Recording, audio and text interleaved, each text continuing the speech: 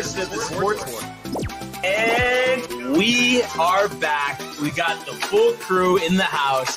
That is what it's all about. The Yankees, out of any team in the league, are the best equipped to handle a blow like this. I think there is a higher power at play here. He's due law of averages. That dude is the ultimate scrub. It's trash. Yeah. Every person you have in there is fucking trash. Next game, you're going to see a big performance. You can see it in the end of the game, and I'm just totally stoked and excited for this. And we are back. Welcome to another edition of the Sports Port. And once again, it is the Barnes and Tony Show here on a Tuesday.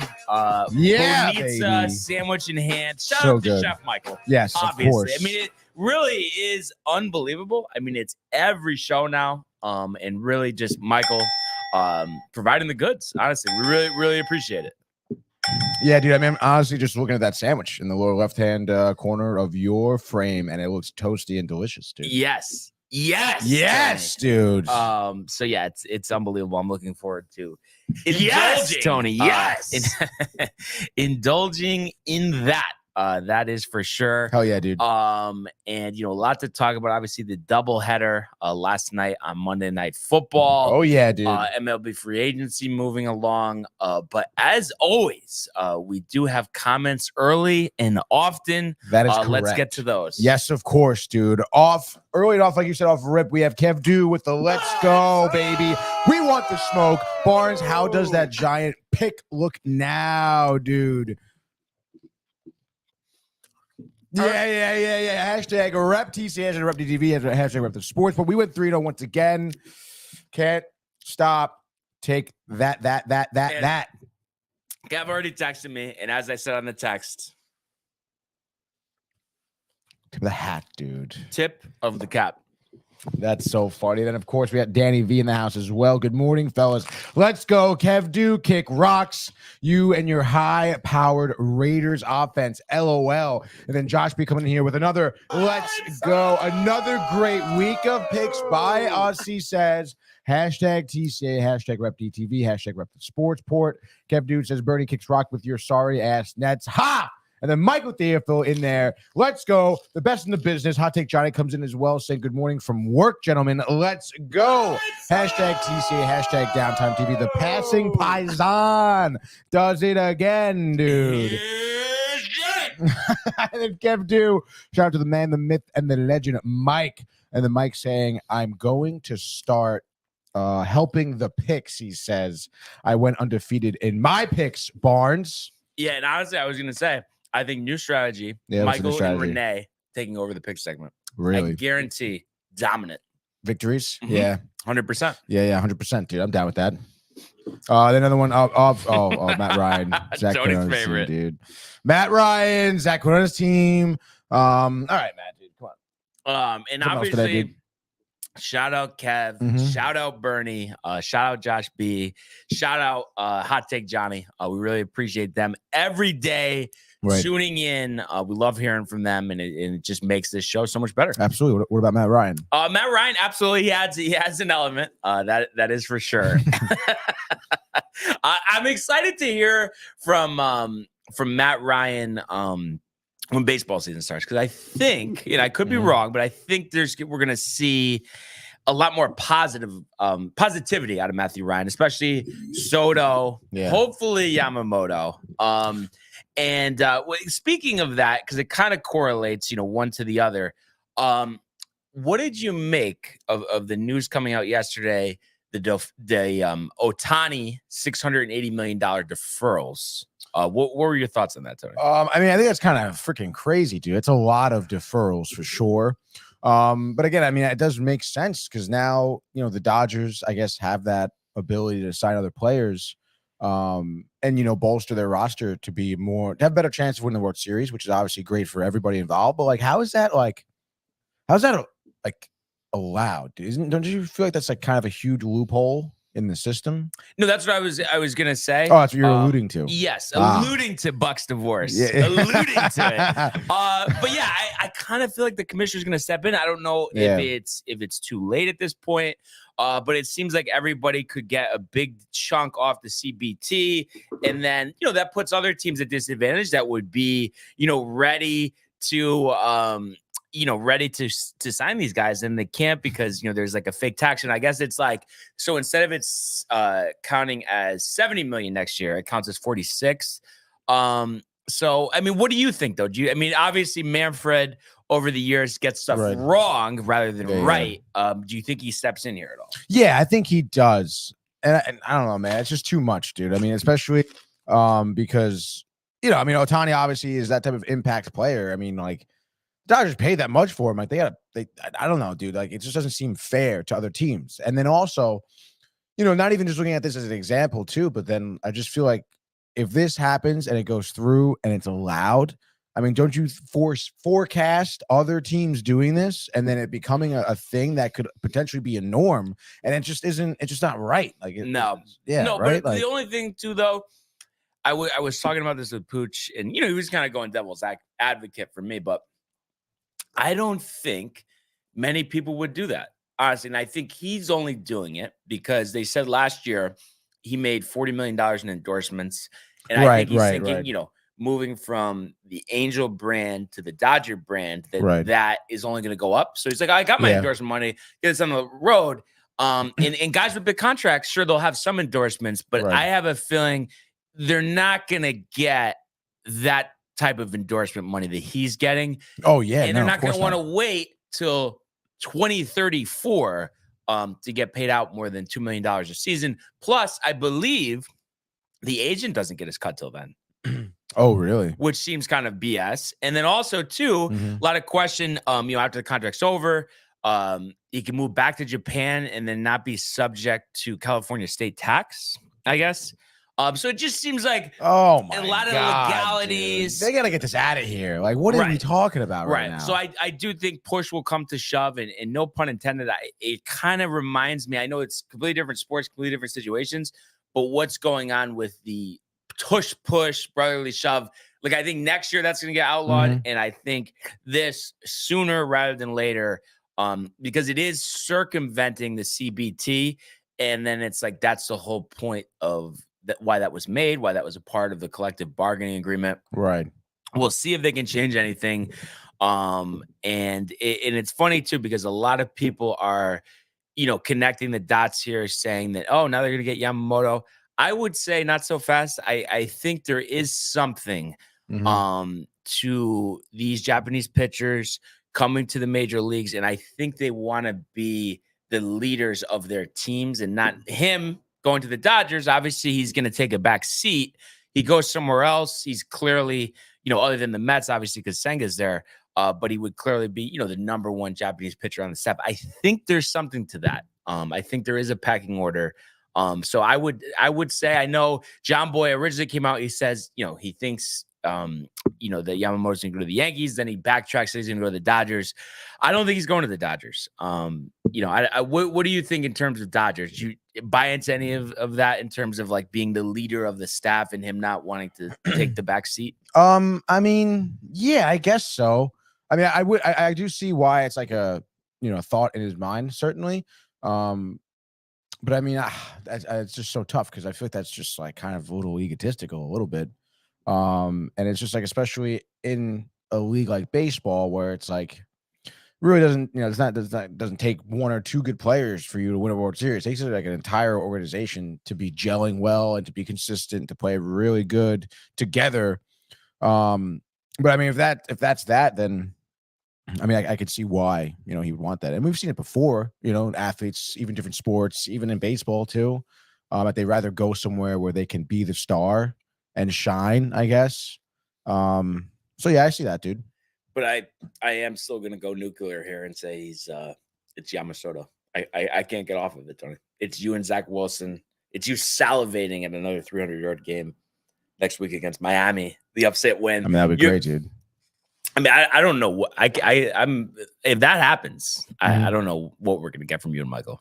Oh, forget about it, dude. Well, Michael's gonna say it's rigged. I know it. We do have some more comments. Yes. Get to here. Of course, dude. So here, let me you finish that sandwich, dude. So let me let's see. Oh, Kev Do talking more shit, saying that it's a little too late. They're too far ahead in the picks, of course. Playoff pick segment. Playoff pick Said so. segment. Yeah, dude, come on.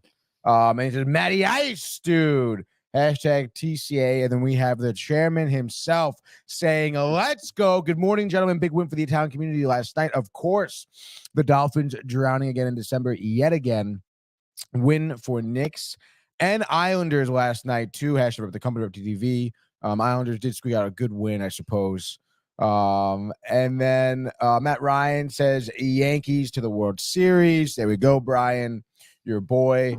And then Danny V says the Ohtani contract is crazy. 680 when he retires. Josh B saying it's brilliant. Lonnie saying it also has something to do with the years he had been in the league as well. So yeah. But what does he mean there, honestly? In terms of the years he's been in the league? Yeah, who is that Ohtani he's saying? I don't know. I mean, he hasn't been in the league a ton. But in terms of endorsements or in terms of getting the doing the deferrals, maybe? I think maybe the deferrals. Yeah. Okay. But I don't know. And also too, I think they were talking about it on Yankee Hot Stove yesterday that that money in 10 years, even with inflation, is about 81 cents on the dollar. But again, maybe he just doesn't care. It's set aside. He's going to get it. And when he retires, obviously he'll have a big chunk of change. He made, the $30 million last year, the $40 million endorsement. So that's $70 million he actually made last year. If you think about the salary too. Crazy. And then maybe circumventing the taxes, but maybe some legalities. I mean, you think more issues are going to be from law enforcement on this one, Tony, or the MLB? I feel like the MLB first, just because I would again, they're going to try and stop it, and then the law enforcement. I mean, the whole since after you retire, you go under the Japanese law of taxes. What are we talking about right now? I honestly, just Jordan Belfort over here. Can we have Michael be ahead of the taxes? Because I just looking at this stuff, it's got to stop. Yeah. I mean, it's way too out of hand, and it's it almost feels like they're gonna keep going until there's a revolt. Because it's is the goal just to drain everybody? I mean, come on. I know these guys are making a lot of money, but to me, I don't know what you think, but I don't think no matter what threshold you're at, the taxes, all in all, state, this, that, should be more than 30%, 50%, 60%. That's insane. It is insane, dude. And then, yeah. So you want? I mean, we could lead the revolt. Do you want because I just feel like there's no way that, we might have already talked about this, but that the tax money is not mismanaged. Oh my God, yeah, dude, it's so mismanaged. Think about how much the government makes off of taxes alone, dude. Free money. They just get free money. And then when you buy stuff, there's tax on that. Yeah. But then when you get your paycheck, there's tax on that. But then after, you have to pay more. You have to pay for the land you live on, dude. Property tax, dude. Car tax. Yeah, dude. And then income tax. Oh my God, if you work in 2 different states, you pay income tax in both states. No, the property tax, dude. The property tax is what really gets me. That's just such bullshit, and I dude. get the whole thing about how it's such a good investment to have a house, but it really is nerve-wracking when you think about it because furnace gone, that's 100. Yeah. I mean, out of nowhere. I mean, that's a lot to have to deal with. It is a lot. And just talking to homeowners all the time, they always say the upkeep, Tony, is everything. So my parents talk about it. Tired of the upkeep, dude. What was the last time they had their roof done? Have they had that? I'm just curious. Have they had that change since you know? I mean, they must have, dude. You don't recall? I don't recall specifically, but Jesus, I mean, we've been there for probably over 20 years. So it's probably when you were younger they did it. I would imagine. Yeah. And wood siding, vinyl siding. What do they got over there? I guess it's vinyl. Vinyl. Yeah. Have they ever replaced the windows? I don't think so. Original windows. Yeah. Wow. The sliding glass door though, they replaced that. And that'll cost you an arm and a leg. Yeah. Oh my gosh, forget about it, dude. My mother actually just repainted the interior. Repainted. She did it herself. I was gonna say, but something like that. Oh yeah, it's 20. Yeah. And then she just got a new railing too put in. Oh, yep, dude, that's 5. Yeah, literally. And then she forgot that we have a side entrance too. She's like, "Oh, can I put a railing there?" The guy was, "Oh yeah, $2,000." But what? you know Not what doing is tough because I see it from the other side. Like when you hear that, you're like, Right. oh, ripping us off. The fucking Materials, manufacturers, you can't mark it up, and then everybody's trying to save. So it's just really just creates such a fine line. So that's why we need Michael C. Theophil get on top of this stuff. If I trust anybody on this, it's him. No. Yeah, of course. Dude. He's a tax man. Yeah, everything, man. Yeah, like he's he the everything he man. has the answers. So Yes. Michael, we do appreciate that for sure.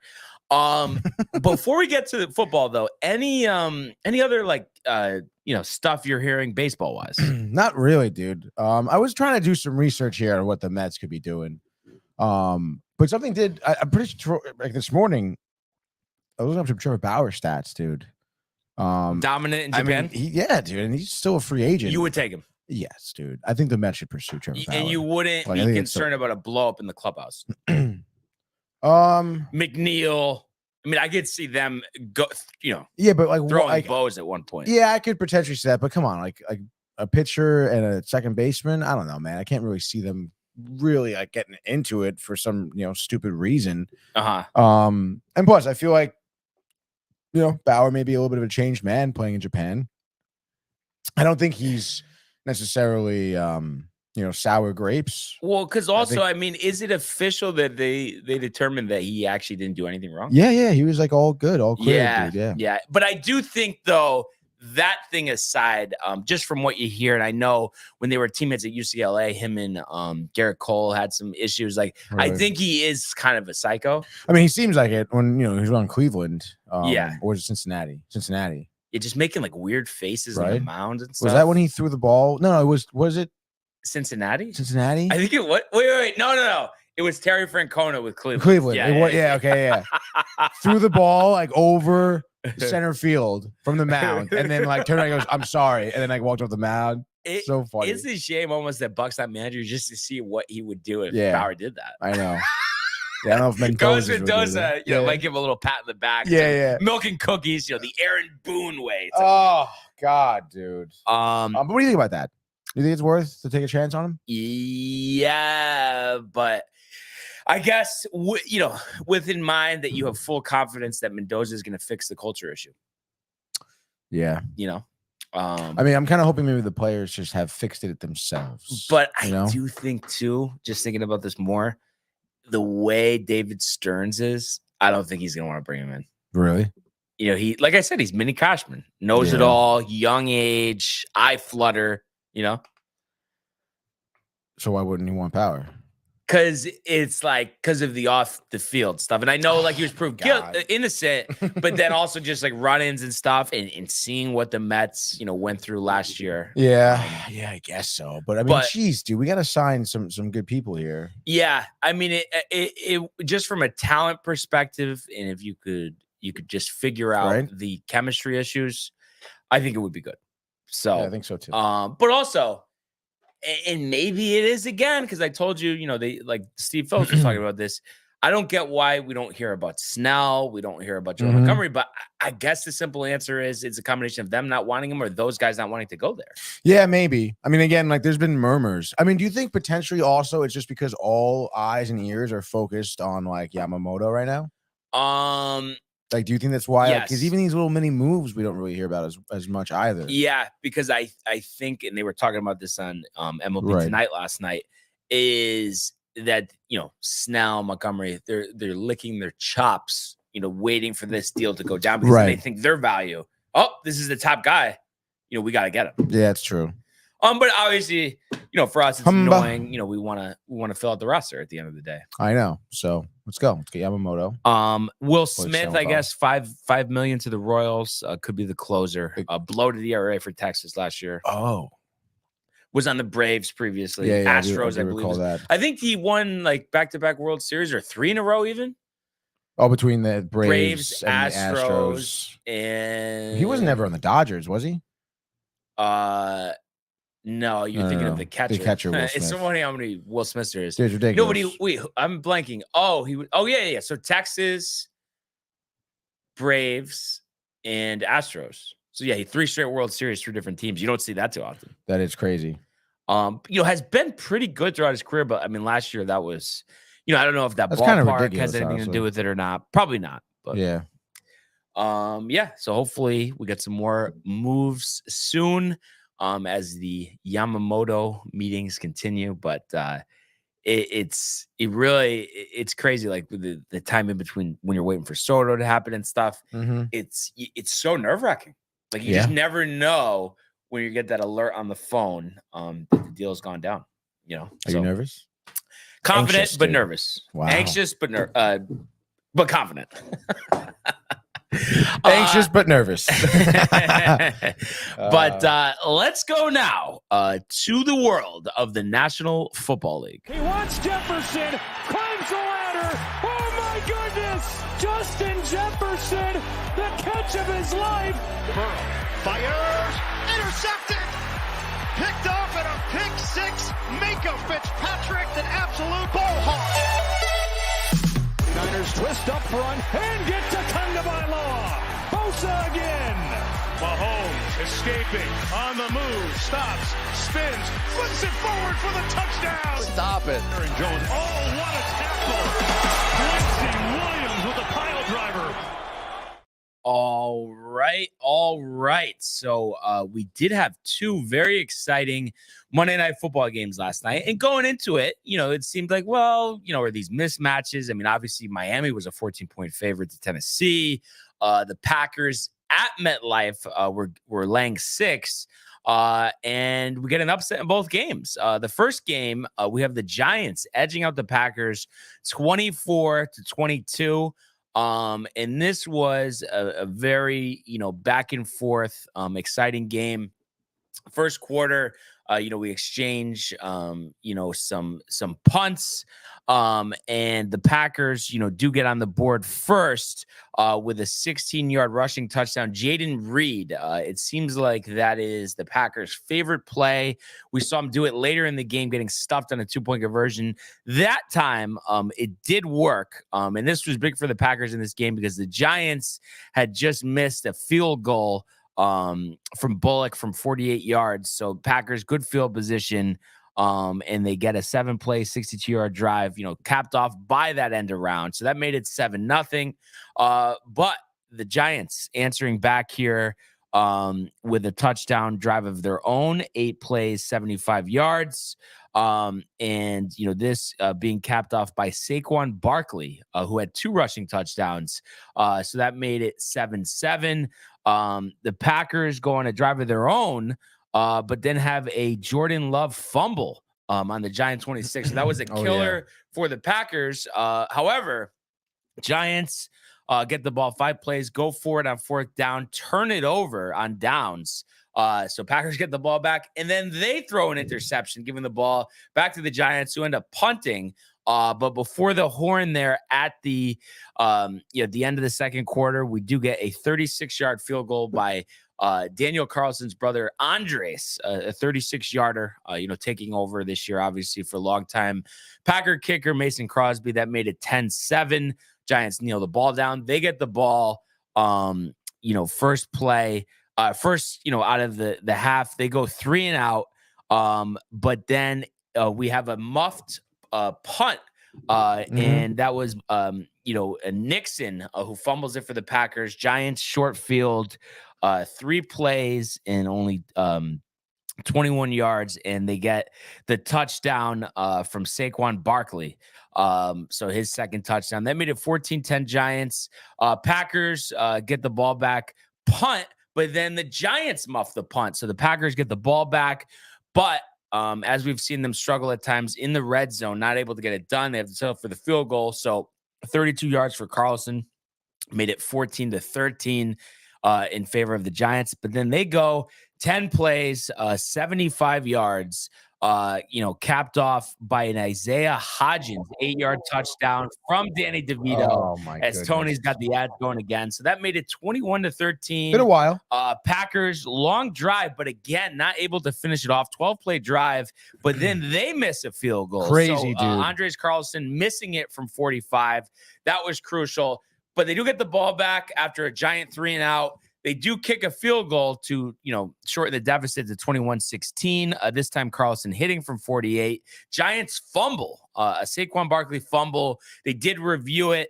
It was close. Giants were ready to really run the clock out there. But they do fumble. Packers get the ball back, 9 plays, and end up capping it off by a Love touchdown pass to Hurth. And this was after they had, ruled the previous play. The receiver did catch the ball, but didn't take enough steps before it popped out. But next pass, they get the ball in the end zone. But they try to go end around on the 2-point conversion. In my mind, that cost him the game. So it gets stuffed. I mean, he's literally like 1.5 yards short. Giants, DeVito down the field. Key passes here, setting up Bullock from 37 at the horn, giving the Giants the win here to go to 5-8, 24-22. I believe that's their 3rd straight win. Obviously, another impressive performance by the Giants and one that, us included, really didn't see coming, especially, over a couple game stretch here, that you could have a guy that was on your practice squad that 5-6 weeks ago you were afraid to have throw a pass against the Jets, and he's, throwing a touchdown, running for 71 on the ground, and really just operating like a professional quarterback. I mean, I think that's pretty impressive stuff out of the Giants. Yeah, no, I think so. And I mean, with probably one of the biggest things there, like we talked about Tommy Cutlets. I know you hate the name. But I think what it is. I think I'm not really just a nickname person in general. Really? I don't. To me, it's cheesy. Barnes. But what's funny about that? Now we're just at a point where it's the point of no return. But I actually always hated that going back today. And I don't know if I ever told you the story or not. Maybe I probably did. So, I get that freshman year at Iona. Yeah. I'm so happy. Oh, I'm never going to have to hear this again. Like, everyone's going to call me Brian. Pooch comes visits for one weekend. Yeah. And then ever since then, and then I just gave up at that point, So you still hate it? I mean, at this point, it's not going anywhere. Right. So there's just no point. So you're dealing with it. Pretty much. Yeah. That's well, and it's almost weird too. I mean, I know occasionally you guys pull out a Brian call, but really I would say but then again, it's funny though, because like friends, but then family, everybody's calling me Brian too. Yeah. So I guess at the end of the day, it seems more, heavily weighted than it is, but it's probably, I would say, 60-40 split with Barnes, All right. But it was just one of those things. It's just funny. Like, I never told anybody to call me that, but it just, for some reason, it stuck. But I don't know. Where are you with the nickname? The nicknames? Yeah. Like, just in general? In general, and with the Tommy Cutlets. I mean, I love it. I love them both. I love it all, dude. I love nicknames. I'm called a lot of different things. Anthony, Ant, Tony, Tone. But so T. No, but what about but I feel like that's different than when it's like, with like an that's a variations of your name. Right. You know what I mean? But when it's like this, how it's like the Cutlets, like, you know what I mean? Oh, he's going home for Cutlets. Like, and it just like talked about over and over and over. And then we have to go to shots to the crowd. Like, I just feel like they're I think they're oversaturating it. And I think it does ruin it for some of us, honestly. Like, if we could just talk about their performance on the field, we don't need to hear, about the proximity of the stadium. We don't need to see, his agent in the crowd with the fedora hat and cutting to them every time. It's like, can we just watch the game? No, yeah, I think I agree a little bit to some extent. I mean, I think certainly the part about him being, like, we know his story already. Like, that's like, we've done his story a million times. Todd Frazier. We've talked about it. Yeah, exactly. So we know, like, we don't have to hear about his background. We know where he's from. At this point, everyone knows. Anyone who's like into football knows about him. The family thing is cool. I mean, I got a lot of respect for his family. I guess seeing the agent last night was kind of funny. I don't think they cut away from him like too much. I don't know. They cut to him a good amount. But And then he's on, I mean, it was he's cool. on the fan this morning. Yeah, that's a little ridiculous. I was taking pump a few breaks there. Yeah, right? I mean, I don't know. It just, like, what is he, a family friend, the agent anyway? Like, the come on. fedora hat, though. I mean, Yeah. that was, I don't know. That was a Michael Rigg situation. Let's wear the fedora. So they cut to me 20 times. Yeah, probably the leather jacket, dude. It's a little much. And the whole thing is here because Kev, I know I'm jumping ahead here, but he says, let the jersey kid have a shine.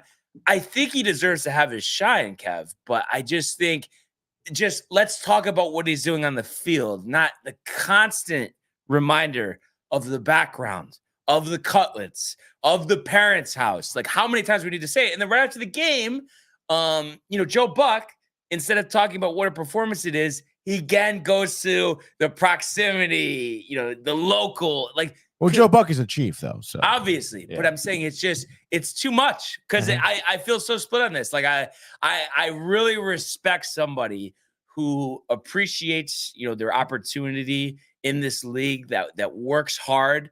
So I think it's great. I think it really just shows the value of hard work. But I'm just so sick of hearing the story. It's just right in my face. And at the end of the day, I want to watch a football game. I don't need to keep zooming to a guy wearing a fedora. It's too much. At the end of the day, it's too much. Let's play the damn game, Tony. Yeah, no, I agree with that part, of course, By the way, Matt Ryan here says better than Zach Wilson, obviously in reference to Tommy DeVito here. I think he is better than Zach Wilson. Well, see, now it's interesting because Brian brought this up. Mike brought it up last night when we were watching the game, and I understand obviously the difference is here that the Giants are winning, but I mean the numbers that he put up are kind of like Zach Wilson numbers. The efficiency though, I mean, yes, I forgot what exactly the exact numbers were. I mean, like last 170 game. through the air, one touchdown. But I'm saying just completion percentage wise, Zach is usually around 50%. 17 to 21. I mean, that's pretty efficient. And then no turnovers, I think is a big thing too. Zach has a tendency to do there. So I think he's more buttoned up and has a better sense of ball security. You have all along have talked about coaching, and I think there is something to be said about big Brian Dable. He's seen what he did to Daniel Jones when he would turn the ball over. So might be something being said about that instead of, like we talked about the Aaron Boone and the milk and cookies, that intense fierceness. Right. You have to protect the ball, like really hammer it home. So that there might be something there. But at the end of the day, I do think he's a better quarterback. And I think he's went from a guy that, especially when he came into the game, for the, during the Jets game, at that point, you're like, okay, I mean, he's probably going to be on practice squads, be out of the league in a year. Right. Now, he has a very good opportunity to be the long-term backup quarterback for the Giants. I mean, I think some people want to get excited and say, like, that he could be the starter. And it's funny because I do think he would be the starter if they were able to get out of the Jones contract, but Jones has to be on the team next year pretty much. So, it's a quandary. To me, it's not much of one. You just draft a quarterback with your first round pick, but I know they believe in Jones. So, and I think, you're not going to have Jones be a $40 million backup, so I don't know. There's a lot to be determined, but at the end of the day, congratulations to him and congratulations to, Brian Dable and his coaching staff, because, there was a point where we're talking about maybe they're not going to be around next year. I think they've, after this stretch, have definitely earned that. And at 5-8, I mean, they're one game out of a playoff spot. You have 5 teams in the NFC, including the Packers at 6-7. Saquon, like we mentioned, great game here, 86 yards, the 2 touchdowns. Wan'Dale Robinson, that tough fumble receiver, 6 or 79. Yeah, the tough fumble. But obviously they were able to recover from that. But again, ball security is everything. I'm sure Dable didn't love that. But speaking of love, he struggled last night, 14 incompletions, had the interception. The touchdown pass was late. So, after these great games that he had, kind of reverting back a little bit. What did you think about this, Tony? I mean, you think just an off game for the Packers? Obviously, he's missing his top receiver in Christian Watson. I mean, any reason to think, well, maybe we got, excited too fast about the Packers, or you think it's just tough game to lose? They're going to rebound coming up. Yeah, I think tough game. A little too early, I think, to really, I guess, put a pin in a certain outcome for Jordan Love. I mean, Jesus, twice. I feel like we were doing so well. Yeah. Where was I? So Jordan Love. Yeah, I mean, again, we've seen much improvement over the past, let's say, 5 games from Jordan Love, and I mean, it was bound to take a step back, I guess, at some point. Obviously, it sucks that it was against a team like the Giants. It was definitely a sucky way to lose. But again, it's real about now how he responds. I mean, in terms of thinking if he is going to be a high caliber NFL starting quarterback, then yeah, it's about how he responds, because it's going to happen. So I guess let's check back in next week, huh? And how about this next week? We have a rematch, and I believe, I don't know if it actually was at the no, maybe it wasn't. I don't even know. But anyway, Packers, Bucks, rematch of the 2020 NFC Championship game. Obviously, we had Brady versus Rodgers. This time we get Mayfield versus Love. I mean, just look ahead spot here, Tony. I mean, edge to the Pack because of the home field, or what do you think? Yeah, I guess. But you think Baker's been playing better a little bit? He has been playing better. Watson back, Jones back, though. Does that give him the edge, you think? Or I want to say yes, honestly. I would think it right should now. be tight. But Yeah. I mean, for what we were thinking about Baker this year, I mean, I don't think those are horrible numbers. I mean, No, right? not horrible. I think they're back end starter caliber. Yeah. What, he's only 28. It seems like he's like 35 at this point. Yeah, dude. Which is kind of funny. Yeah, it is. So I think that'll be a good game, and I think that'll really go a long way in determining the playoff seeds in the NFC. Let's catch up on the comments. Yes, of course. Let's get to the comments. So we got a lot of comments actually here. No, come on, that was pretty funny. No, that was hilarious. Maybe if you want to go down No, your it's phone hilarious, ignoring me, then you would fucking know. Oh, By the way, Michael Theophil says, "I got you, Barnes, in terms of taxes and everything." And then, of course, let's go, Michael. Matthew Gabriel says, "Brian, ha ha ha, this is hilarious." We literally had a combo about nicknames on Sunday at my sister's house, dude. Dom's mom asked me if anybody in the family called me Matt. LOL. Family equals Matthew. Homies and friends equals Matt, Maddie, etc. And then there we go. Matthew Gabriel says the agent is a chief. Is a chief dressed like that just for the 100%. publicity. And you know what? Shame on him, honestly. Yeah. Shame on, because he's making he's it exploiting about him. Yeah, You're going yeah. on a radio show the next day. You It's about piece you. of shit. And I think he just wants his cut. Yeah, and he's not actually devoted to Mr. DeVito. No, he's not. He's not at all, No. dude. He's a Take off schemer, your dude. fucking Fucking fedora. rat, dude. Because yes, Brian, exactly. Matthew Gabriel goes on saying, "Go home to your parents." In your face. Talk about it In the again, face, again. dude. The Cutlets. Good the point, Cutlets, Barnes. The tailgate before the game. The Cutlets. And then Josh B asked, "Did the Giants find their Brock Purdy?" Which Matthew says, "Wow, Josh, good point, bro." I think it's too early to say that. Yeah, no, I agree. But like I said, he's went from a guy that you felt like his career is going to be over in a year or Risen two versus Messiah, dude. where there is a good chance of him having a long career. But right now, I'm saying he can be a very high end, long term backup. But let's see how the rest of the season goes. You see what Bernie said? No, Josh. The Giants found the Jets' next starting QB. LOL. Bernie, come on, Bernie. Come on. We can't do that. And I think he's under contract for next year as well.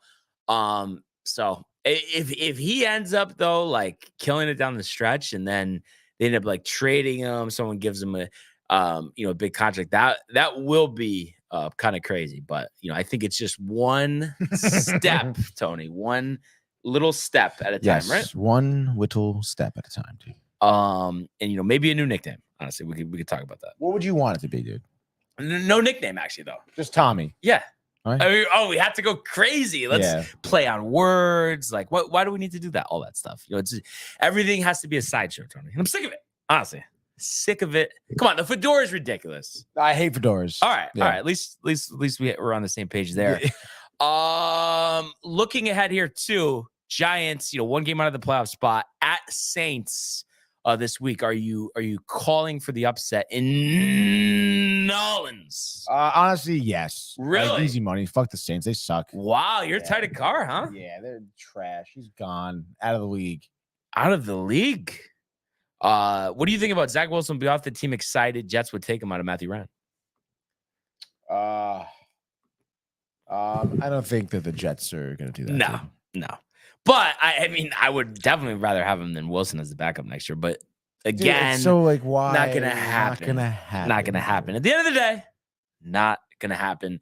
What I thought was not gonna happen was the Dolphins blowing it late to the Titans last night, losing 28-27. And it's funny too. And we'll go back to a full recap here. But the Titans scoring that first touchdown in the fourth quarter, going for 2, the play down 14, you get the 2 first. Then if you're able to score the touchdown, all you have to do is kick the extra point to take the lead. That ends up working out to perfection. And for the Dolphins here, Tyreek Hill was banged up. He was in and out of this game. Yeah. But this is a game that you felt like we've seen it all year with Miami, Tony. The bad teams they play, they usually dominate, and they just didn't do it here. Obviously, with the Titans, winning this game and doing it with Derrick Henry only rushing for 34 yards, but having 2 touchdowns. But how did we get there? Dolphins get on the board actually with a pick 6 from Zach Sealer from the 5-yard line. So that was, midway through the first quarter. That made it 7-0 Miami. 14 play, 86-yard drive capped off by Derrick Henry running it in. That made it 7-7. And then right before the half, Nick Folk from 28 yards or 23 yards out. Or no, 28, my bad, reading the wrong thing. 28 yards out, made it 10-7. Dolphins, first drive of the third quarter, 11 plays, 77 yards, but not able to finish the drive. So Sanders ties it up at 10 from 20 yards out. Right before the end of the third quarter, 12 plays, 60-yard drive capped off by Folk from 23, made it 13-10 Tennessee. Miami again not able to finish their drive, 7 plays, 59 yards. Sanders, 31-yard field goal, tying the game at 13. Couple punts.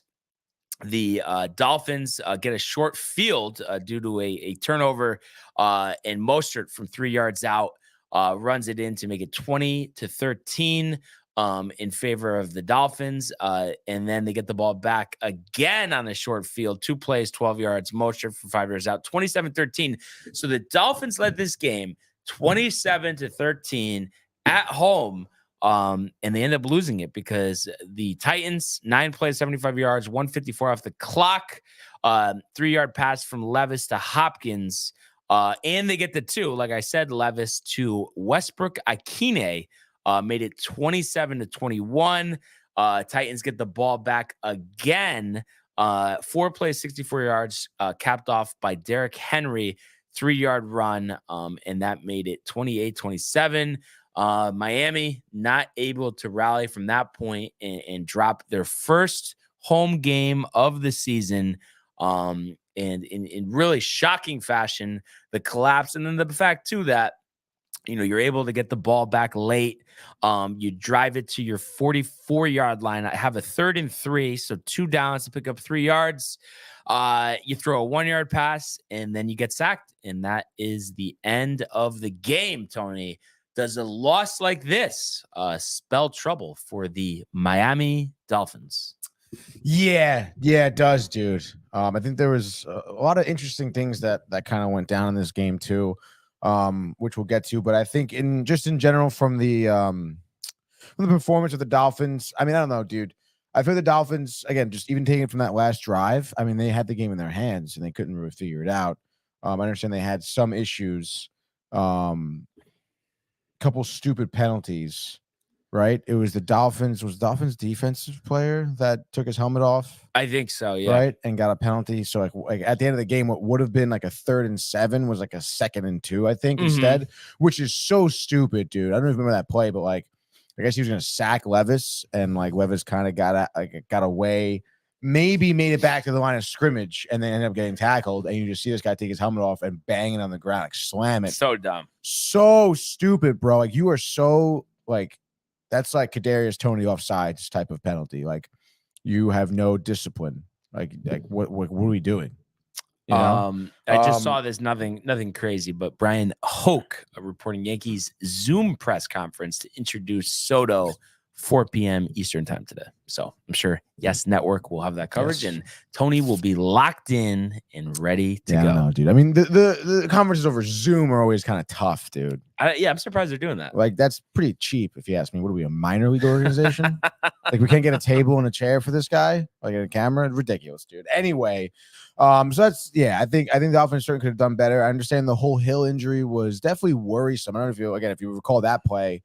But it was just like a play where Hill was kind of just like pushed to the outside, got hit out of bounds, and just like the guy landed on his leg a little funny. It looked like he rolled his ankle. And it was, of course, talk about the show in game with Tyreek Hill. He's down, he's hurt, like, and he gets up, he's limping, and all of a sudden he sprints off the field. Like what a chief, dude, honestly. Yeah.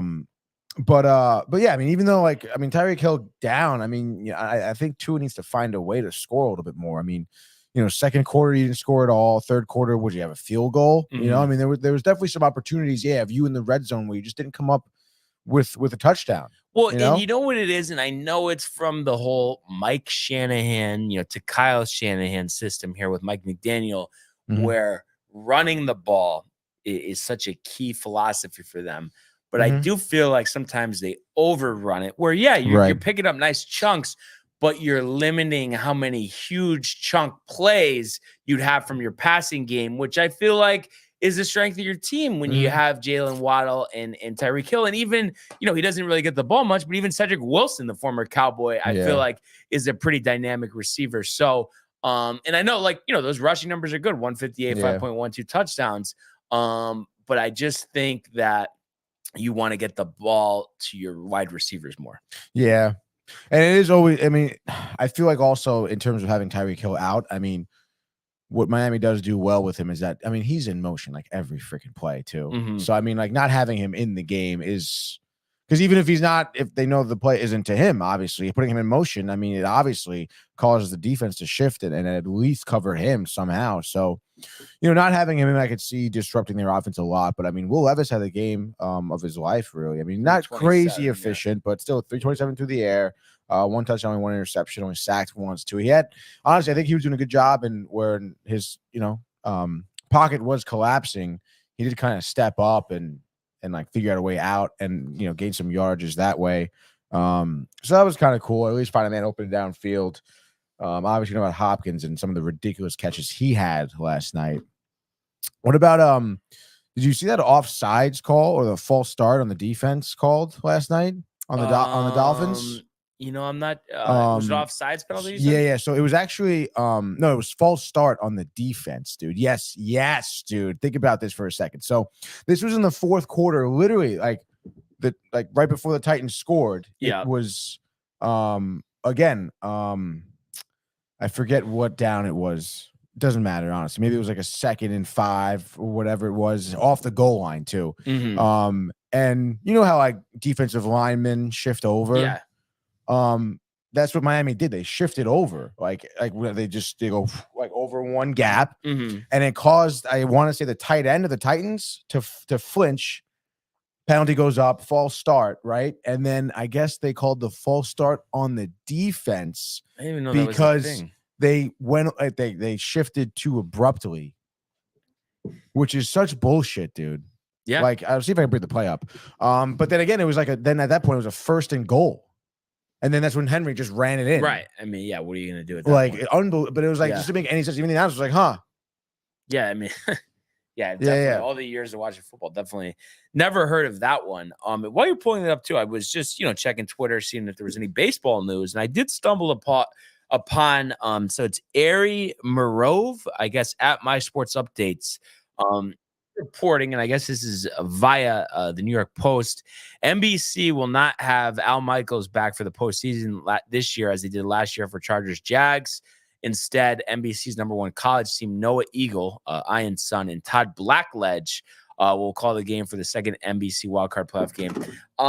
And I get why this is, being done. But I have to say, I do feel bad for Al Michaels that his last playoff game, more than likely, unless Prime Video somehow stumbles upon playoff games, that it has to go down like that because we went through the footage. It was a bad call, so kind of sad. But I know obviously the end is near in terms of announcing for Al Michaels. So just kind of thought that was interesting to stumble upon here.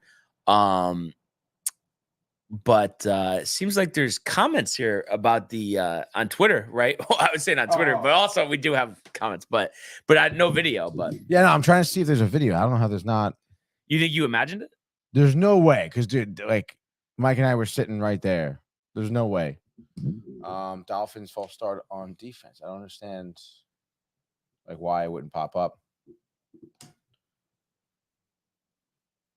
Maybe I can just check the highlight. Maybe let's see that, dude. YouTube. It's just crazy. Dolphins like they're trying to put this on, like push it under the rug. Yeah. I bet they don't even show it.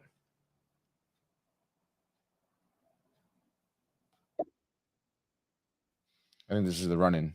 Yeah. Yeah, they're not even They're not going going to to show it. Yeah, I mean, we'll take your word for it, though. This is bullshit, dude. Yes, he's 2nd and 1 now, dude. Yeah, because of that false start in the defense. Obviously. Like, yeah, like maybe they wouldn't show it. But what else we got for comments here? Oh yeah, sorry. Let's see. Oh yeah, we got your boy here. Who's Michael Butch? Yes. So I'm trying to think of. I think it was from Ward that Matt knows him, but he we actually went to what's the place called? Sitting Duck in the summer. Had dinner with him. Big sports fan. So shout out to Michael. Appreciate having joining us, asking how San Diego was in August. As you can imagine, was definitely amazing. So really enjoyed that trip. The weather, the water. So it was the food, obviously. So it was a great time for sure. What else we got here? All right, Matt Ryan saying Dolphins win, which means Jets will lose next week. Dolphins loss means Jets will lose. Also, he says, interesting. Let's go now. Tony, do you think the Jets have a chance against Dolphins next week? Yes, they do for sure. Yes, Matthew. Yes. And then Josh B says, thanks, Matty G, to Matthew Gabriel, obviously. And then Michael comes back. Weather was mad, beautiful. There we go. Right? Yes, I love it when there's beautiful weather. Much like today. Beautiful weather today. Don't you think, Brian? I was freezing this morning. Well, like, did you have heat in the house? I'm talking about like just walking to my car. Didn't enjoy it. You have the remote start in your Jeep, right? We talked about this. I don't like remote start because like you still have to start the car. So what's the point? To get it warmer, yes, we know, but I feel like the heat doesn't work properly. I mean, it's just one of those things. Honestly, the taxes, the automatic starters, Tony. This stuff has to be buttoned up. Yeah, I guess so. I mean, I don't know what's wrong with you and the remote start. I mean, mine works fine. Like he comes on, he's let's press the button again, and then press the other button if you don't want it to shut the engine to shut off every time you're at a stoplight. You know what I mean? Like these gimmicks, Tony. I don't have that. Yeah, I don't know. Why do you have that in your Jeep, dude? It just came with it. Dude, you can say no to these things, dude. No, but we bought it like used. Like, what do we have to take it out? Yeah, sure. Oh, yeah, Michael saying Southern California this summer is amazing. Unbelievable, Michael. Matthew Ryan says, I hope Aaron comes back. And he goes, Tony, give me your percent chance. What percent chance beating the Dolphins? Of the in Jets Miami. beating the Dolphins in Miami. Zach Wilson, I would say there's a 69% chance that they're going to beat the Dolphins. You always have to go there. Go where? Enough. Honestly, don't give me the straight face. Dude, I don't know why. Is this like the remote start thing all over again, dude? You know what I mean? But honestly, just being objective here. Hey, what do you got? I think they're gonna get pounded. Honestly, I'm gonna say, yep. Here's Tony. I'm gonna say Stop it, it's dude. probably gonna Stop be like it. a 37-10. But I kind of think because of his selfish nature, there's a lot of talk. I think it's I'm actually is it the week? Yeah, I think it's week 16. The game against Washington. Let me just make sure I have this right. Yes, the game home against Washington on December 24th, which I believe is Christmas Eve. Or no. Or yes, yeah, it is Jay's Christmas going to that Eve. game. Jay's going, right. I think Rodgers, the selfish bastard himself, is gonna come back. What do you think? You think he's gonna come back for that game, Christmas Eve? That's Christmas it's been is coming circled on early, his dude. calendar. Wow, dude. Coming in hot. But it's just, But I'm coming for blood, to Michael. be the first one to say he did it. Nothing to do with the team, and I think that's a problem. And a I'll lot of see you at the people. stadium today, I brother. didn't mention this to you, but a lot of Packer employees that were doing the tour and Packer fans that we talked to throughout Green Bay were talking about his diva-like tendencies. When he first got there, he was very personable. The underdog story. I thought he was taking full of shit. pictures with employees, going out his way for them. Now, head in the sky, chin raised up. So I mean, in your mind, Tony, especially let's say they do lose this game in Miami and have 9 losses, would it be anything short of selfish in your eyes if you were to come back for that game against the Commanders? Anything short of selfish. Let me think about this here. I don't know, man. I mean, listen, it's the guy's career. I mean, if he's healthy, why wouldn't he play, right? He certainly How could is. he be 100% though? How could he be? Well, I mean, Bridge surgery, blah, blah, yeah, blah, whatever blah. he's getting, which is some crazy surgery that's brand new or whatever. You think it's undetected steroids? No, You don't think so? I don't think so. I was just wondering. I think that if he does come back, it'll be because he is 100%. So, like, why wouldn't he? Like, why would he come back if he wasn't? That really wouldn't make any sense at all. Well, I don't care. Just because about the line. I don't. But you don't What? care. But no, I'm saying their offensive line, like one hit away from another big injury. Oh, no, yes, correct. But I mean, he's got to play, dude. I Gotta think play, but just play next year. I mean, the season's basically over. No, I think you're right, but he should get some time in, right? I mean, do you not think so, dude? No, because that's why nobody's ever done it. And the only reason that he wants to do it is to say that he did it, and it's all for him. And I just don't think that's a really smart organizational team move. What if they're still in contention come that game? But we've gone through it. I mean, it's just they're so far back, Tony. I mean, it's just it's so unlikely, and it'll be maybe right, almost elimination. I mean, honestly, but like, don't you think too? Like, I mean, if he goes out there and gets injured, then like that's also good for the Jets because then you guys can just move on.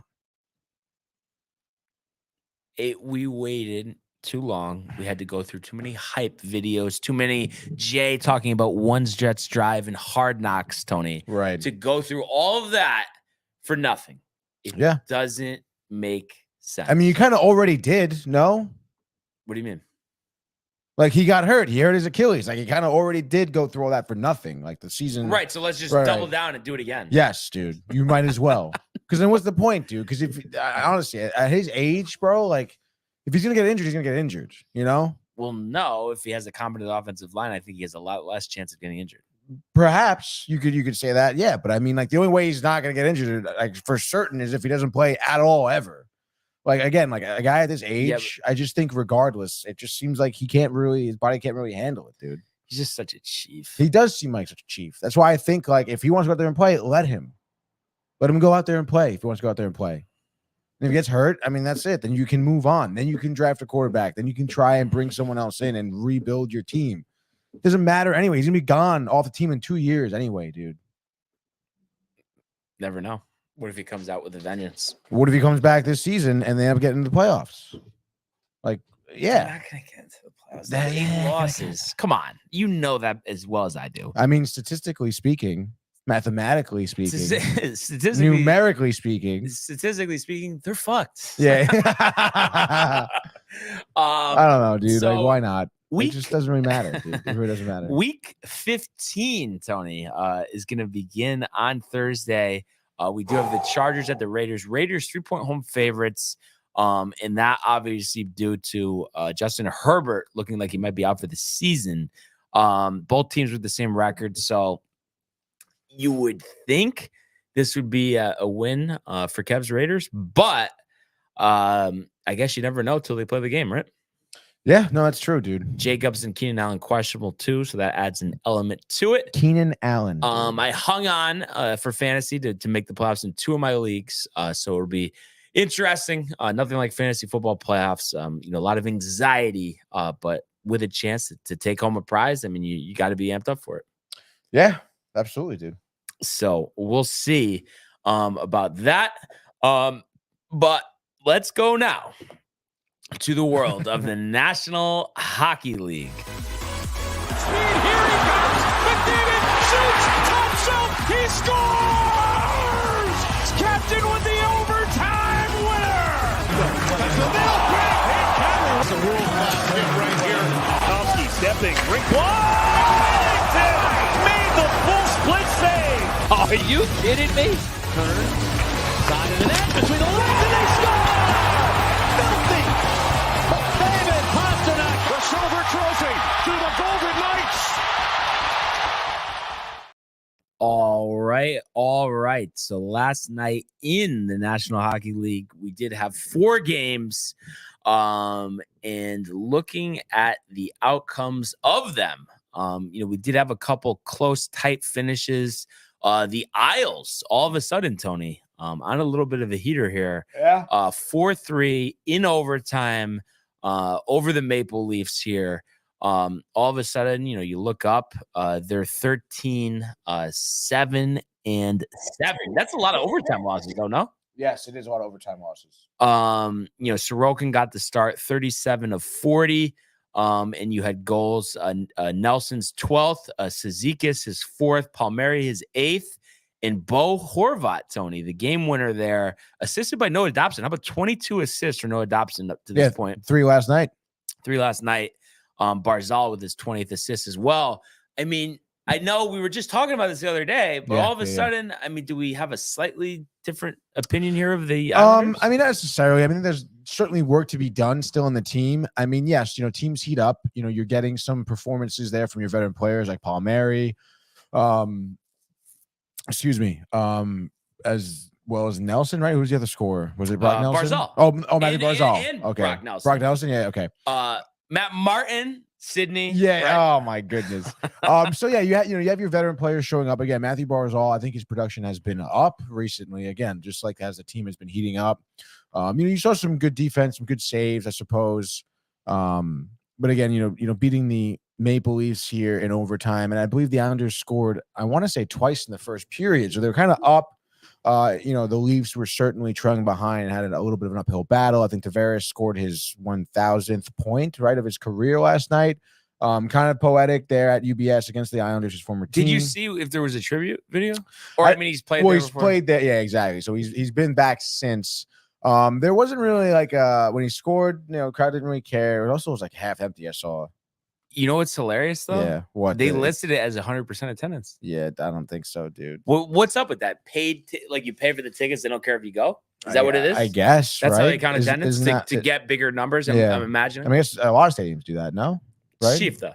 It is cheap, dude. Yeah, because it's bullshit. Because then like you're lying. Like it's pretty obvious. Might as well just call him Johnny Cutlets. Like half the fucking stadium is empty, dude. Like we can see it's not full.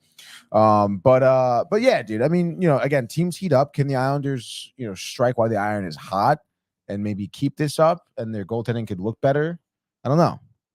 Just because of their slow start, you mentioned the exorbitant amount of overtime losses, which are obviously really tough, especially it's 3-on-3. It's quick hockey.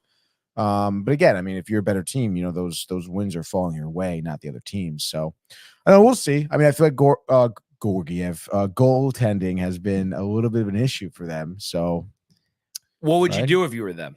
Like in terms of like bringing in players or what would you be looking for? What would you be looking for? I guess I would be looking for another goal scorer. I guess your top goal scorer right now is Brock Nelson still, 12 goals. I guess you got Get Hurdle, you think? Tomas Hurdle. That And would then be pretty pair him with interesting. Horvat. Um, Cap, though, is the Cap a problem? yeah, I don't know. Clutterbucks, bloated I'm not salary. 100% sure. Yeah, what the salaries and contracts look here. But I mean, hey, you got 4 players in over 20 points so far. Nelson, Horvat, Dobson, Barzal. Again, if you get lucky and Barzal starts scoring some more goals, only 9 on the season so far. Like he should be your top goal scorer, like easily. It really shouldn't be Brock Nelson. I understand he's good. That's great. Barzal works well, 20 assists. Dobson, you mentioned the 22. It's great too from a defenseman. But I mean, your defenseman can't be like your second point, your second best player in terms of points. Yeah. Come on, dude. So I don't know, maybe another offensive mind here. And then, maybe there's just a little glimmer of hope. Yeah. You 5th certainly in the East right now. Yes. Again, there is a glimmer of hope. I mean, this team could still go into the playoffs here, certainly. Let's see, Sorokin with the 3.11 goals against an average, 8, 4, and 6. 6 overtime losses for Sorokin is pretty tough. How about teams out of the playoffs if they started today right now? Yeah. Lightning, Devils, Hurricanes, Sabres, Penguins. Wow, Penguins out. I mean, that's pretty crazy, no? That is pretty crazy. Washington right now on the 8th seed. How about the Flyers in the 7? Yeah, it's crazy. Washington's been so bad. Ovechkin only has 5 goals so That's far. crazy. That's crazy. That's like unheard of, dude. Yeah. I think he'd have to score like, I don't know. I think like 25 goals in the next like 10 games to put him on pace with what he did last season. That's nuts. Yeah. Honestly. Like he's just been so quiet. It's ridiculous. Speaking of nuts, things got a little crazy in Colorado last night. 6-5, the Avalanche over the Flames. So it was a good night if you were holding that minus 175 on Colorado. But you look at this game. I mean, it was tied after 1. And you know what? I didn't realize that Tatar was on Colorado this year because he was on the Devils, right? Correct. Last season. Tomas. Is he Tatar. that crazy or no? He's just like, okay. No, I mean, he's okay. Jesus, he's got to be like 34 years old now. Yeah, he was on Detroit forever. Vet. Yeah, definitely the wily vet. I can double check how old. So he is, you were 1-1 after 1, and then you had 6 goals in the second period. But actually 4 of those by the Flames. So they actually went into the second intermission leading 5-3. But Colorado shutting them out in the third period. Goals by Colton, Rantanen, and McKinnon sealed the deal for Colorado, a 6-5 victory. I believe this was the Western Conference Finals a couple years ago. Or no, maybe it was the round before that. But anyway, and they did have Gorgie in net. He was actually pulled, and they go with Protostov, who was 11-11. Oh, wow. Gorgie 17-25. So 11. Struggled at times, but I think the thing is Colorado with the amount of offense that they have, if the goalie's going through something, they're able to rise above. So I think pretty impressive, pretty Risen Messiah, gritty, dude. gutty win there, no? Yes. You'll have a comeback victory, especially for the Avalanche here. Cale Makar seemed pretty pumped up too. I was looking at the some post-game conference, some of it at least. And I mean, the Flames, fucking talk about getting extinguished, dude, in the third period there. 4 goals in the second, no goals in the third. You can't be doing that, dude, against the team like the Avalanche, the Flames, again, there's talent on the team. Like they could pop off. I understand they're 3 games under 500 now. But again, with the talent on that team, you're leading by 2 after 2 periods. I mean, you got to be able to hold that lead, dude. Yeah. So they're certainly, I think, in a bit of trouble here. I think this season. I don't think they're gonna really make the playoffs. Maybe sellers at the deadline. I think they could be, dude. I think Kadri also under 5 goals this season. Did score last night. It's a little redemption. Maybe a tribute there, potentially. Yeah, I don't know, dude. And then the other 2 games, Stars 6-3 over the Wings, scoring 2 goals each period, which is kind of interesting.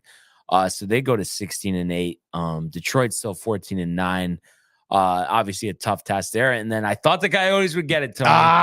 5-2 over the Sabres, taking that one. So hanging on for another day. But I have to say, pretty underwhelmed with Buffalo to start this year. Yeah, you think? Yeah, I mean, I thought Yeah. they barely missed the playoffs last year. I mean, I thought they would be the 8th seed this year at least. No? Yeah, I guess you're right. I still feel like they didn't really solve their biggest issue, which I feel like was goaltending. Davon Levy, dude. I mean, I don't know. Not great. He's not great, dude. They need a great goaltender. But Kyle Caposo last night, 2 assists and a goal. He's someone who's definitely been around for a while too, so that was nice to see. And then the dominant victory over the Coyotes. I don't know. I think maybe some signs could be trending upward for the Sabres. Tage only 7 goals so far through 20 games. Underwhelming, but again, if he heats up now at the right time with the rest of the team, just looking at the next game they have is tomorrow against the Avalanche, dude. So, in Colorado? I don't know. It looks like maybe at home. Hold on.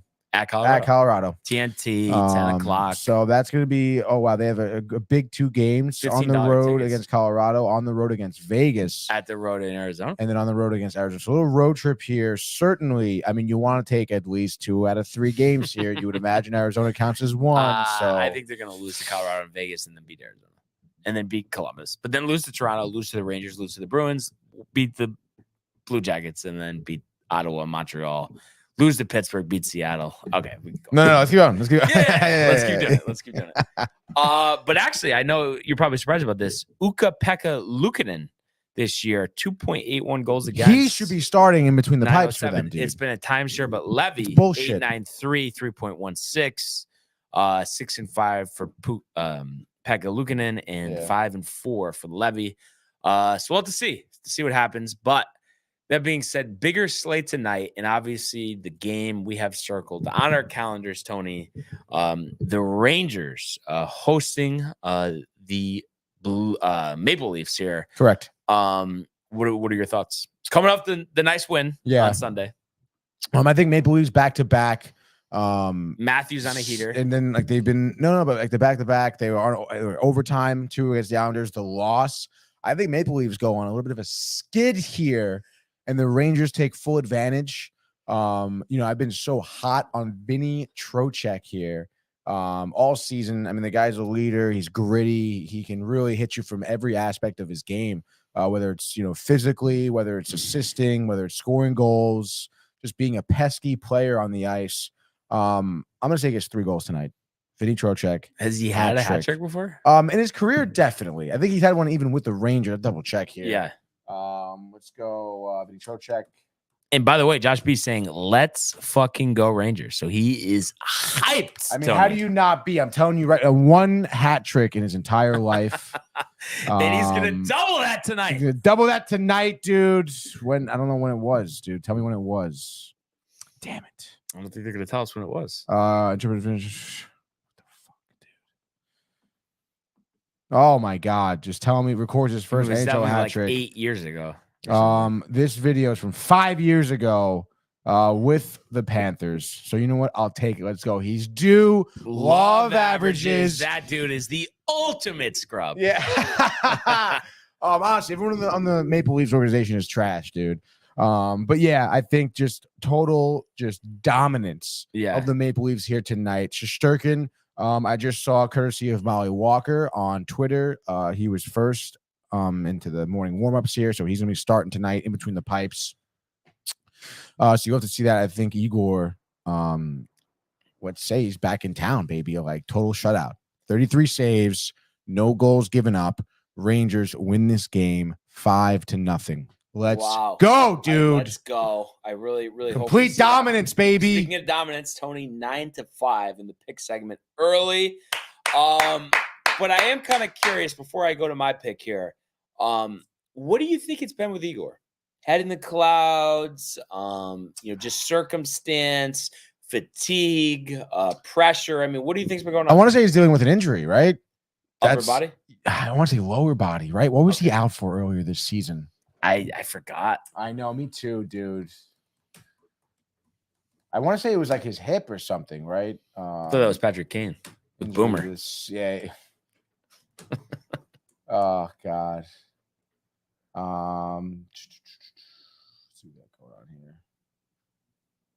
Undisclosed injury, health protocols. Well, they're just undisclosed, it says. That's kind of interesting. Fox Sports reporting it as an undisclosed injury back in early November, which is kind of ridiculous. Like, what the hell is that about? Injury tracker, Chris Kreider back at practice.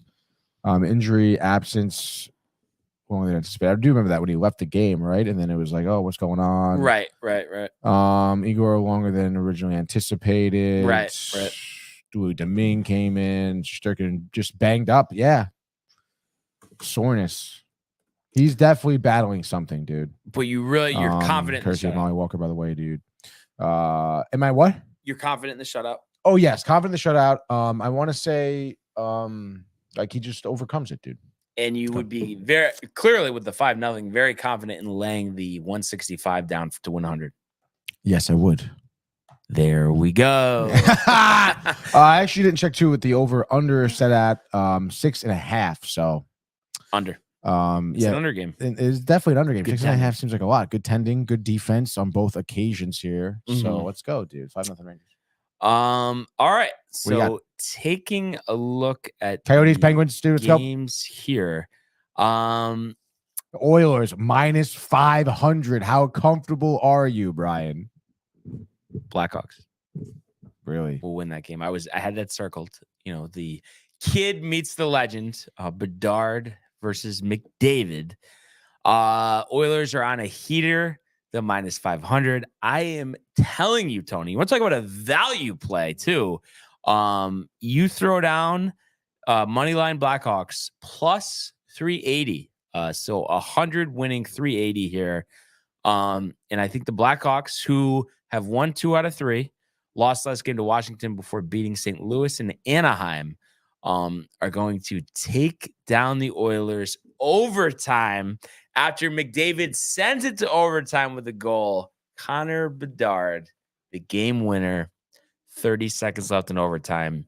10th victory of the season for the Chicago Blackhawks. That is pretty what crazy. A game. Can't wait to watch it. Yeah, it's gonna be a sick game, dude. I'm surprised you're going with the Blackhawks, dude. Because I'm telling you that minus 500. Right. Because they want you. Go ahead. Right. Go ahead. That's what they're saying. Go ahead. And I hate taking a team, too, that's won so many in a row like the Oilers. It's like, gonna have a bad game. And the Blackhawks have shown they could beat teams. Right. They could beat good teams. I mean, if you want to put 50 down each on the game? For the 380? Yeah. Why not, right? Right? Right? You're that confident, dude. Yeah. You're going from one star to the next, dude. Why Not. hell not? Tony? By the way, I just reported, I saw on Twitter, Keandre Miller out for tonight. Personal reasons. While Villette has not disclosed anything else. Okay, so you think it's a Corey Perry situation? Or? No, I don't think it's a Corey Perry situation. No, I'm dude. kidding. I like Keandre. Yeah. Oh, when they visited Vinny Trocheck's mom, Keandre Miller was trying to bang his mom. Is that what you want to say? The drinking, Tony. Oh, That's the my problem with God. the drinking sometimes. Also, reported courtesy of Tom Verducci, the man himself, says Dodgers are now targeting both Josh Hader and Yamamoto. And he goes on to talk about how the Ohtani contract may ruin baseball. It may get turned down by the commissioner's office. It's got it, dude. And I think they get Hader, but they ultimately miss out on Yamamoto. Maybe a pivot to Snell or Montgomery. But I would say there's no way, Tony, that he's going. Hader to would be the Dodgers. ridiculous for them. Yeah. All right, moving on here for the pick segment. I took the Rangers now. I feel like I've been picking the Canes a lot. I want to try to pick a team I don't pick often. Take the Sharks. The Sharks over the Jets. Hurdle? I don't give a shit about Hurdle, dude.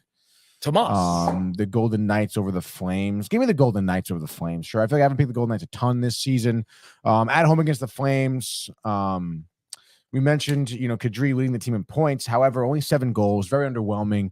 We know about the Flames on the back-to-back now. Also lost it was a regulation, right? It was regulation the Avs beat them in.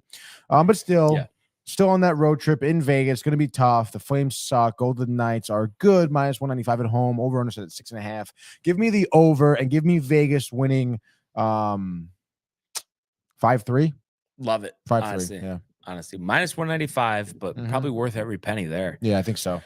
I know it doesn't make sense, Tony, but I'm going with another upset here. The Sharks, who have won 3 out of 5, 2 out of 3, heartbreaker to Vegas in the shootout last time out. are going to beat the Jets. The Jets 16-8, Sharks 8-17. Jets winners of 4 in a row. So again, setting up well for me there, due for a loss. Tomas Hertl, Tony, goals 10, 11, and 12, also known as a hat trick. Get the hell out of here. And we're going to say 3-2 in overtime. The Sharks, plus 180 on the money line, taking out your Winnipeg Jets. Good for you, dude. I guess give me the Flyers here on the road. Why not, dude? 8 o'clock here in Nashville, the Bridgestone Arena. We know about Nashville blowing their lead at home to the Rangers when Jay was there. The Flyers, we mentioned, even Brian said, pretty good team here. And the Preds, I don't know. I feel like they've had some hiccups. I think this season they're kind of an inconsistent team.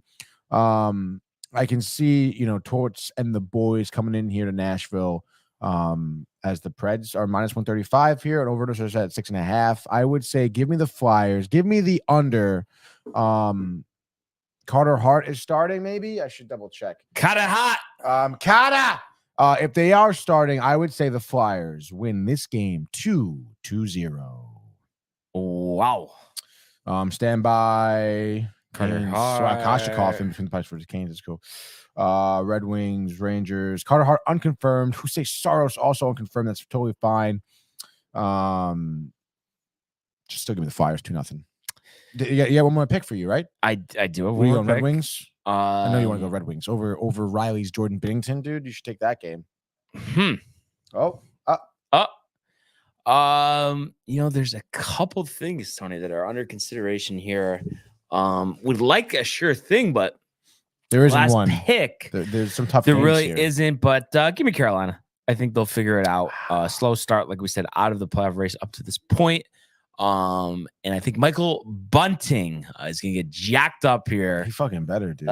2 assists, and a goal. And Carolina on the road here. We're gonna say 3-2 over Washington. Yeah, dude.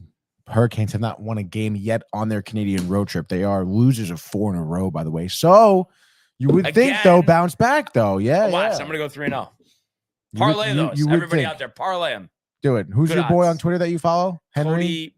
Cody Brown. Who had a little snafu last night. His NBA best bet is hit like 15 out of 17 times, which hit again last night. But A-Chain, I think it was like 10 rushing yards short, 8 rushing yards short.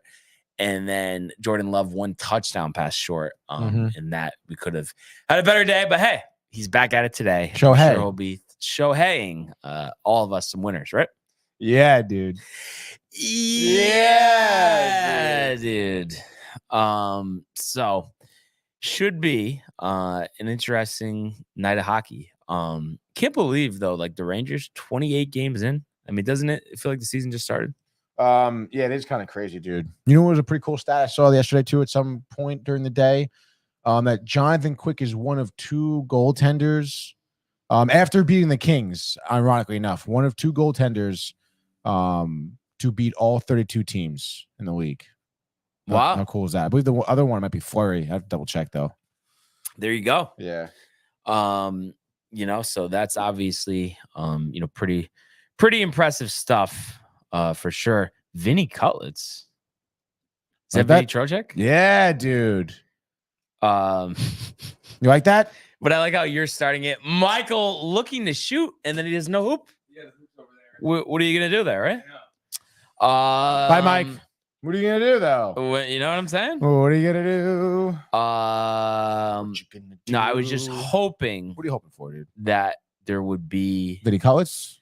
No, I was hoping that there would be some news, but I did see her. I guess Jim Bowden, who I believe started in Cincinnati, maybe had a cup of coffee in Washington as a general manager, predicted that the Yankees will sign Yamamoto. This is what Bobby Malone tweeted out 2 hours ago. 9 years, 4. So obviously hoping that's the case, Tony. Yes. Oh, wow. Is what? Nothing. I guess I'm just looking at some reports on Rangers prospect Gabe Peralt, who goes to BC. What are the reports? that that he's having some good goals, dude. Sounds like he's like getting his nut the way you said it. Well, because the way it's written sounds like he's getting his nut, dude. You want to hear this? Asked about hashtag about New York Rangers prospect Gabe Peralt.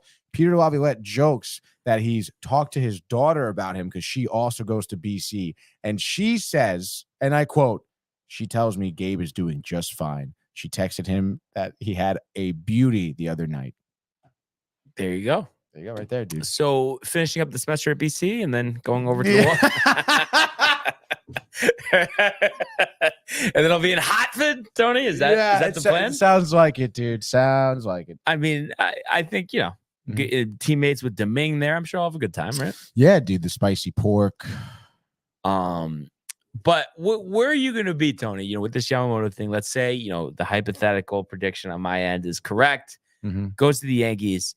And the Mets do end up with Snell or Montgomery. At the end of the day, are you going to be that distraught or just kind of relieved that you got another pitcher? I'm going to say that they'll be relieved. Relieved? Yeah. Yeah, because you're nervous that they might not get any other pitching and just go with the McGill. There's no way, though. Honestly, dude. There's no way they'd do that. David Stearns, smartest man in the room. He's not Cashman. Stop making him out to be Cashman, dude. He's not going to be Cashman. You watch Yamamoto, dude, to the Mets. And Snell and Bauer to the Mets, dude. Snell and Bauer to the Mets. Let's go. They're going to have a fight in the parking lot. No, Blake Snell isn't fighting anyone, dude. He's got an attitude. He went out to dude. Yeah, He's got Kevin Cash. Well, Kevin Cash is an idiot. Is he, though? Yeah. I mean, come on. He's not an idiot, though. He's probably one of the better managers. He made a bad move. Yeah, but there is something too. I think Snell wears down, and that's why I think. Come on, what he brought in some shit relief like Mayweather or something. Like, come the on, postseason, dude. though. Stop it. Wouldn't you rather have Montgomery? Oh, over Snell? Yeah. Probably less dollars. Yeah, probably less dollars, which I guess would be nice. But I don't know, dude. I don't know. Monty in New York, can he compete? I feel like that was just more though organization, philosophy, belief. So you think Mets will be like totally different? But also I just think maybe for him too, he needed a different set of eyes, and that's why he improved in St. Louis, and then ultimately, with the Rangers before winning the World Series. Yeah, no, very true. So, stove is hot. Can't touch it. I know it's tough, dude. Anything big today? You think or no? No. Really? Stalemate here, Yamamoto. Holding everybody up. So many teams are involved too. It's crazy, dude. But I don't think they're actually involved. Like the Giants. Well, I don't know what the Giants do. No one. They have money. They just want to give out, and no one wants to take it. No. The ballpark, I think, is concerning. Oh yeah. Oh yeah. Well, it's a pitcher's park. Yes, and then who the hell is playing? Oakland's gonna be playing there this season too, right? Not this season. No. I mean, look it up. Next season? Because I know you did mention this to me. I'm just actually kind of curious.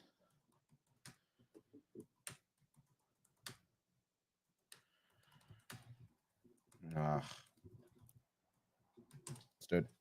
Could you share a park with Oakland A's? This is August 28th.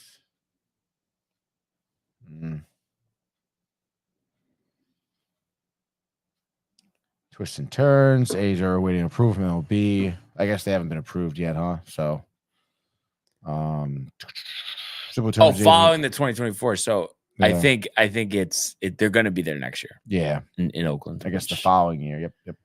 Yep. So as we bid farewell, Tony, to one of the cathedrals of Major League Baseball. That's for sure, dude. We should go there this season. We got to go, dude. Got to go. You've been? No. My sister has, though, because she used to live in Napa Valley area. Really? Yeah. That's pretty cool. Silicon Valley, whatever. But yeah. And said, cheap tickets, but obviously the stadium being a dump. But you still want to go? Yeah, let's go. Yep. Yankees A's. Why would we go see the Yankees play the A's there? It's the only way I'll go. Be two neutral teams. Oh, come on. That's ridiculous. My hand's already been forced on one Mets game next year. I don't need any more than that. Oh, what if it was neutral, dude? Two neutral teams. I need it to be the Yankees. There's just something about that or, Tony. This is bringing you back your days on Staten Island growing up. Yeah. The pompous Yankee fans, right, Tony? Yep, that is correct, dude. You know it. You know it. Everybody knows it, though. Everybody knows that there's just, it's the Yankees and it's everybody else. Shinnecock. So we will see. And no. I think, what is that? Is that That's Mike? Mike. He's just jamming out in the other room.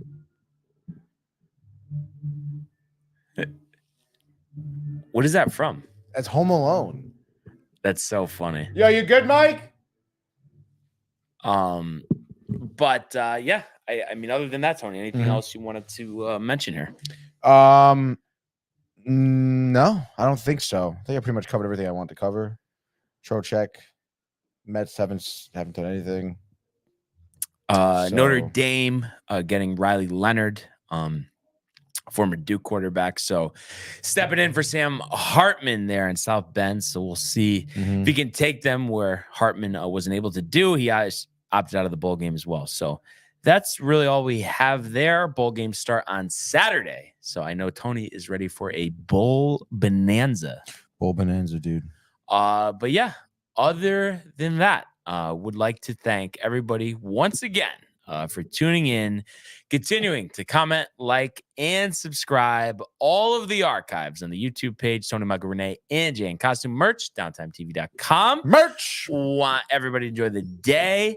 Let's go Rangers. Go Rangers. And we will see you mañana. Hey guys, Tony here from Downtime TV checking in. I want to thank all our fans out there who's been liking, subscribing, sharing our content. You guys are the best. You guys are our bloodline. You make us love what we do.